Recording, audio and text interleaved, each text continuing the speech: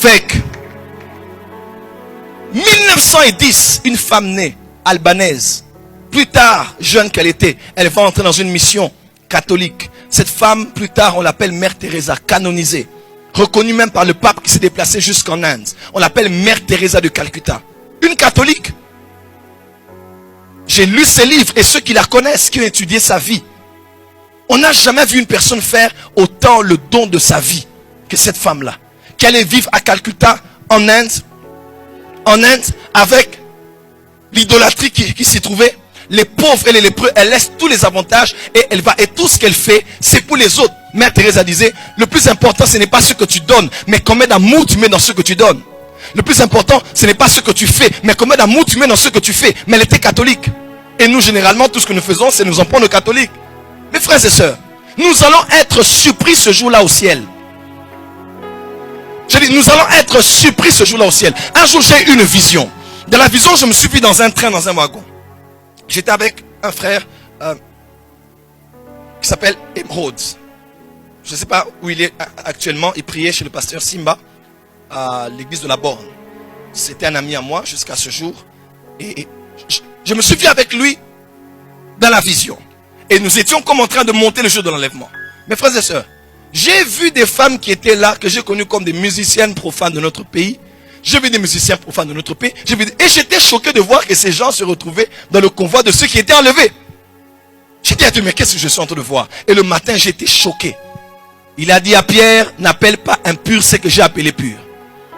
Parce que généralement, nous avons la mentalité de juger les gens en fonction de ce qu'ils ont. S'ils ne prient pas avec nous, ils ne font pas les choses comme nous, ils iront en enfer. Mes frères et sœurs, on sera... Jésus a dit, aimez-vous les uns les autres. C'est alors qu'on saura que vous êtes mes disciples. Il y a une seule chose qui montre que tu es disciple de Jésus. Ce n'est pas d'être protestant, catholique, méthodiste, charismatique ou évangélique. Mais c'est de vivre et de marcher dans l'amour. Parce que celui qui est dans l'amour marche dans la perfection. Je connais des catholiques ayant plus d'amour que des pentecôtistes parlant en langue mais méchants. Oh, tu n'as pas dit amen. Je connais des méthodistes ayant plus d'amour, de caractère de Christ sans parler en langue que plusieurs frères et sœurs de nos églises qui sont Chaka, Raba, Faya, Fogo, Moto, Natomoli, Nakangi, Nabalusi, Moto, Faya. Mais après culte.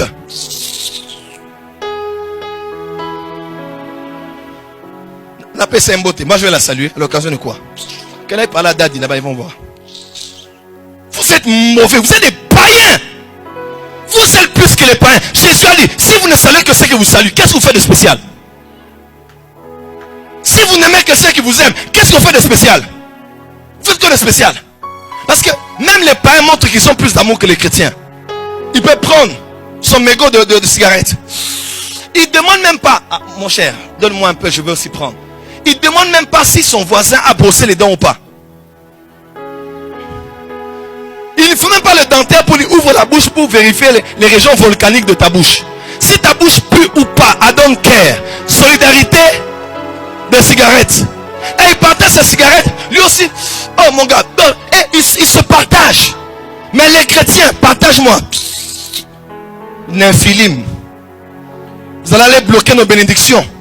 Quand on va vous donner, vous allez aller faire travailler ça. Nabo Nanga. Laurent Bagou.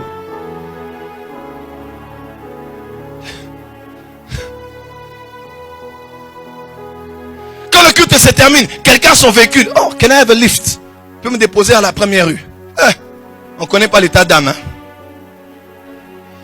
Les temps sont mauvais. Hein? Tu vas mettre quelqu'un dans ta voiture qui va te créer des problèmes. Mes frères et sœurs, où est l'amour? Des fois, trop de combats spirituels nous ont changé. Trop de Satan nous ont changé. La vie chrétienne se résume dans l'amour. Celui qui n'aime pas, il n'est pas de Dieu. Il n'est pas de Dieu. Ça n'a rien à voir avec comment je prêche bien. Si je ne marche pas dans l'amour, Dieu n'est pas en moi. Parce que Dieu est, il est amour. Dis à ton voisin, est-ce que tu m'aimes? Aïe, aïe, aïe, aïe. Et vous allez voir quelqu'un, oh Seigneur, et non, vraiment, j'ai senti l'hésitation, je ne vais pas le mettre dans ma voiture. Parce que je ne connais pas son état d'âme. La première prière, ce n'est pas de dire à Dieu, révèle-moi l'état d'âme des autres, mais révèle-moi mon état d'âme. C'est de dire dans le psaume 139, sonde-moi, connais mon cœur. Sonde-moi, connais mon cœur. Tu es numéro 1 de demander l'état d'âme de cet homme qui veut m'épouser, l'état d'âme de mon mari, l'état d'âme de ma femme, l'état d'âme de cela. Est-ce que tu as déjà demandé ton état d'âme à toi? Tu as un cœur noir et mauvais, pire qu'un païen. Même les païens font plus que ce que tu fais. Alors en quoi Dieu est entré dans ton cœur par Jésus-Christ? Si tu ne sais pas aimer, si tu ne sais aimer ni Dieu, ni ta famille, tes enfants, tes parents, tes frères et sœurs, même ceux de l'église, tu n'aimes personne. La spiritualité, c'est l'amour. La plus grande dimension, écoutez-moi, moi j'opère dans les miracles et dans la puissance. La plus grande école des miracles, c'est l'amour. C'est quand tu commences à aimer, avoir un cœur qui s'émeut pour les problèmes des autres, que Dieu se sert de toi. Parce que Jésus n'a jamais fait de miracles pour montrer qu'il était capable. Jésus a fait des miracles par compassion. Ému de compassion, il a étendu la main, touché le lépreux et il a dit, oui, je le fais, sois guéri.